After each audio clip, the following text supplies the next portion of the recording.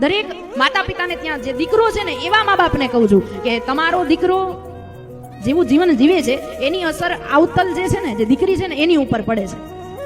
આપણે દીકરીઓના શિક્ષણમાં ને એની કેળવણીમાં તો બહુ ધ્યાન આપીએ. એને વારે વારે કહેતા હોય બેટા જોજે હો કાલ સવારે તારે પાર્કે ઘરે જવાનું છે. દીકરાને કીધું કે આપણી ઘરે પાર્કી દીકરી આવે છે, તું થોડુંક ધ્યાન રાખ.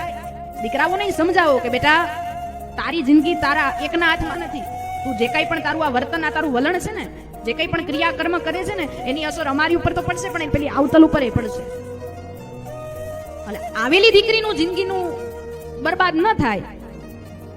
કેમ કે આપણે આપણી દીકરી જ્યારે બીજાના હાથમાં આપીએ ને ત્યારે કેટલી શરતો મૂકીએ. જોજો અમારે એકની એક જ છે તો ઓલી એકની એક જ છે કોકની. એ એના મા બાપનો કાળજાનો કટકો જ છે. જો આપણે આપણી દીકરીની જિંદગીની બરબાદી ન થાય એનું ધ્યાન રાખતા હોય તો આપણે આંગણે આવેલી દીકરીનું પણ જિંદગીની બરબાદી ન થાય એનું ધ્યાન રાખવું પડે.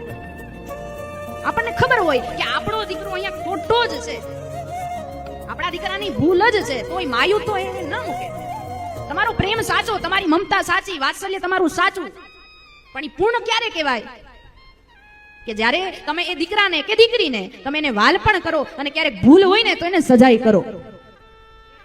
એને તમે જે આપ્યું છે, જે સુખ સુવિધા સગવડ, એની કિંમત કરાવો. Download ShareChat.